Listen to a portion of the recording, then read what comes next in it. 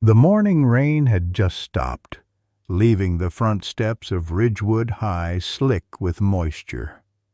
Students streamed past in a blur of chatter, earbuds, and backpacks. Most were too caught up in their own worlds to notice much around them. But 14-year-old Maya Carter, a quiet freshman with soft brown curls and a well-worn canvas bag, noticed everything. She was about to enter the building when she paused. Near the base of the stairs, an elderly man stood, gripping a wooden cane with one hand and a folded letter in the other. His gray coat was damp, and his thin frame leaned slightly to one side, as if unsure whether he should take the first step. His other hand trembled slightly as it reached for the handrail. A few students brushed past him, one nearly knocking his elbow. No one said anything. No one stopped. Except Maya. She turned around and walked down to him.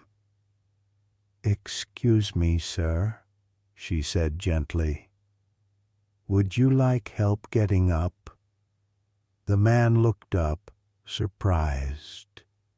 His eyes were pale blue, and his expression carried the weariness of someone who had lived through too much. But there was something steady in the way he met her gaze. "I suppose I wouldn't say no," he said with a faint smile. Maya reached out her hand, offering her arm. Carefully, step by step, they climbed together. She matched his pace, never rushing him, never looking around to see who was watching. When they reached the top, he nodded in thanks and said, "I'm meeting someone inside. Thank you, young lady. That was very kind." She smiled. "Have a good day, sir." And just like that, she disappeared into the crowd of students slipping through the glass doors, not realizing she'd done anything unusual. For Maya, helping someone was something her parents had taught her to do without expecting recognition. A habit, not a performance. What she didn't know was that the man she helped wasn't there for a meeting. He was there to visit her classroom. And by the end of the day, Maya and everyone else at Ridgewood High would discover just who he really was. The second period bell rang, and students shuffled into room 214 with the usual buzz of teenage energy. Maya Carter sat in her usual seat by the window, pulling out her notebook for history class. Their teacher, Ms. Landry, was already standing at the front, unusually composed, with a strange mix of excitement and reverence on her face. "Before we begin," she said, "we have a guest today, someone I consider one of the most important people you'll ever meet." The door opened, and Maya's breath caught in her throat. It was him. The man she'd helped just an hour earlier was now stepping into her classroom. Gone was the shaky walk, replaced by a quiet dignity as he moved slowly but deliberately to the front. He no longer looked like someone lost or out of place. He looked like he belonged. "This is Colonel Arthur L. Benson," Ms. Landry continued, "a decorated veteran of 2 wars, a Medal of Honor recipient, and a man whose actions saved more lives than many of us could ever imagine." The room fell silent. A few students sat up straighter. Some exchanged glances.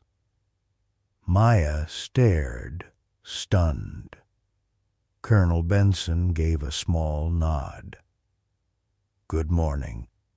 I'm not here for praise or applause. I'm here to remind you of the people who came before you, who fought not for glory, but for the safety of others. I'm here to tell you a story."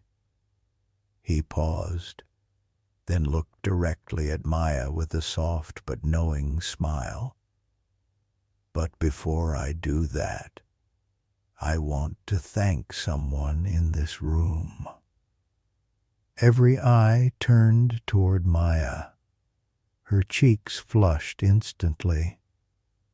"This morning," he said, "I struggled to climb your school's steps. I didn't ask for help. I didn't expect it. And most people walked right past me, except one." He turned fully toward her now. "She didn't know who I was. She didn't care what medals I wore or what wars I'd fought. She helped me because it was the right thing to do. And that's the kind of bravery we don't talk about enough. The everyday courage of kindness." The class erupted in quiet claps. Maya, overwhelmed, looked down and smiled shyly. Miss Landry nodded. "That's why history matters. Not just to know who led armies or signed treaties, but to understand the kind of person worth remembering. Today we remember Colonel Benson, and maybe we'll remember Maya too." The rest of the class sat in attention as the colonel began his story. But for Maya, the lesson had already been learned. One small act of compassion could echo louder than any spotlight. Colonel Benson stood at the front of the room, one hand resting on the podium, the other tucked behind his back in the familiar posture of someone who had spent decades in uniform. Though time had slowed his gait, his voice, calm, deep, and deliberate, commanded the room with quiet authority. "I was just 23 when I was deployed," he began. "And like many young soldiers, I thought I was invincible. I didn't fully understand the weight of leadership until the day I watched my men bleed." The classroom, normally restless and half-engaged, had gone completely still. He told them about his first deployment, how during a brutal winter in Afghanistan, his unit was ambushed on a remote mountainside. The enemy had the high ground, communications were cut, and half his team was pinned down, injured, out of ammunition, and freezing. "We had no way out," he said. "The helicopters couldn't land, and every path was covered with fire. One of my sergeants looked at me and asked, 'What now, sir?'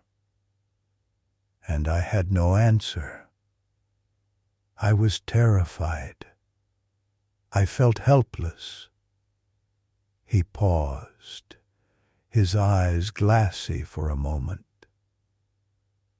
But then I remembered what my own commander had once told me. A leader stands last in safety, but first in danger. So Colonel Benson did what few would have dared. He took a flare, marked a landing zone under enemy fire, and exposed himself as a decoy while instructing the medics to evacuate the wounded. He crawled through snow, dragged 2 unconscious soldiers to shelter, and took a bullet to the shoulder before finally getting them all extracted. When the dust settled, he said, voice soft now, 6 of us made it out. 5 of them were carried by someone else. 1 of them was carried by me. He received the Medal of Honor 2 years later, but he never wore it outside formal ceremonies. It's not something you brag about, he explained. It's something you carry. He reached into a small bag and pulled out a weathered case. From it, he lifted the medal. It gleamed gold, set against the blue silk ribbon. Maya stared, not in awe of the medal, but of the man.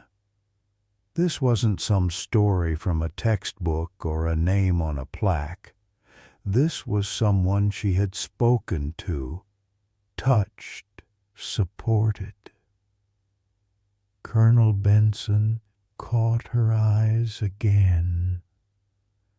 People think heroism is about grand acts, but sometimes it's just about noticing someone who's struggling and offering a hand. The room was silent. Then he closed the box, placed it back in his bag, and smiled. History books are filled with names and dates, but don't forget the moments in between, the quiet ones, the stares, the hesitation, the kindness. Ms. Landry cleared her throat, visibly emotional. Colonel Benson, would you be willing to speak at our Veterans Assembly next month? He nodded. I'd be honored. As the class ended, students didn't rush out like they normally did. Many came up to shake his hand. A few asked for pictures. One boy simply said, "Thank you." When Maya approached, he placed a hand gently on her shoulder. "Never change," he whispered. "You saw me when no one else did, and that means more than any medal." That night, as Maya sat at her desk doing homework, she couldn't stop thinking about it. Not the war stories, not the applause, but that one moment on the stairs. How simple it was, how natural, and how it had led her to uncover something extraordinary. In the weeks following Colonel Benson's visit, something shifted at Ridgewood High. It wasn't loud or dramatic. There were no announcements or assemblies yet. Those would come later. But it started in the small, quiet spaces between classes, in the way students carried themselves. It started with the door that now opened a little more often for someone walking behind.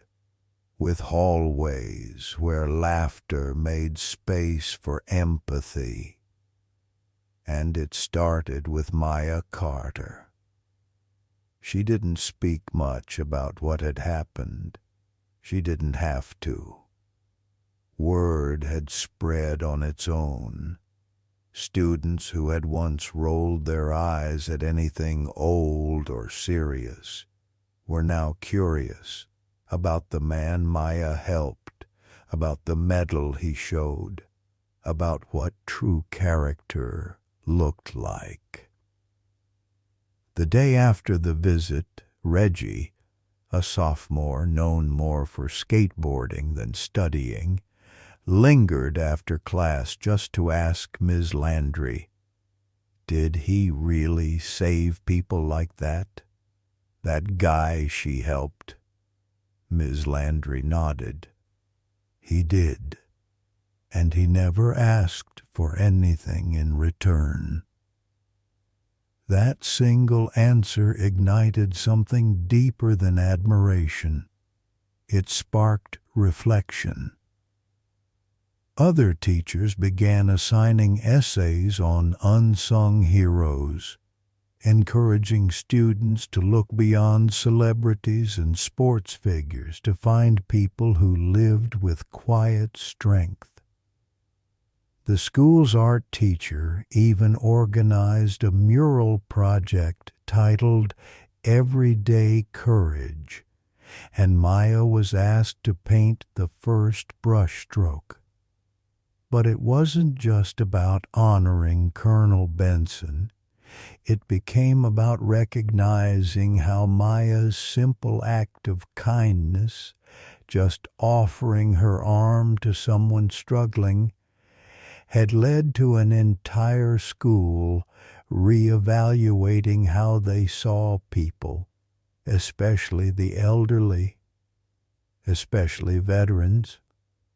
At lunch one day, Maya noticed her classmate Olivia, usually glued to her phone, get up to help the janitor lift a box of supplies. She did it without looking around, without expecting praise, just like Maya had. That afternoon, Maya found a folded note in her locker. It wasn't signed. Thanks for reminding the rest of us what respect looks like. Then came the Veterans Assembly. Colonel Benson returned, this time walking more steadily.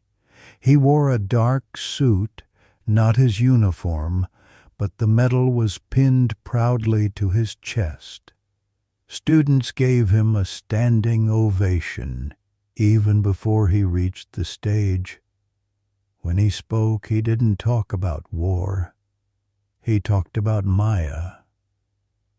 She didn't know who I was, he told the packed auditorium. She didn't ask what I had done. She just saw someone in need and acted. If that's the kind of young people this school is raising, then I can rest a little easier about the future of this country. The applause was thunderous. After the ceremony, the principal announced a new school initiative, the Benson Award for Quiet Leadership. Every year it would be given to a student who demonstrated character not through speeches, but through action. Maya was the first recipient. As she walked onto the stage, the colonel met her halfway, handed her the plaque, and whispered, "Still proud of you, Maya. Always will be." In that moment, Maya understood something deep and lasting. Her kindness hadn't just helped a man. It had lifted a community. 3 years passed. The steps that had once been slick with rain that morning now stood under a brilliant June sun. Ridgewood High's graduation ceremony had begun. Rows of students in navy caps and gowns filled the school's courtyard, their faces shining with excitement, nerves, and the weight of farewell. Among them sat Maya Carter, now taller, more confident, but still the same quiet soul who had offered a helping hand without asking for anything in return. When it came time for student speakers, Maya's name was called last. She stepped up to the podium, holding her speech with slightly trembling hands, and looked out at her classmates, teachers, and families. And in the front row, Colonel Arthur Benson sat proudly, wearing his Medal of Honor. Maya took a breath and began.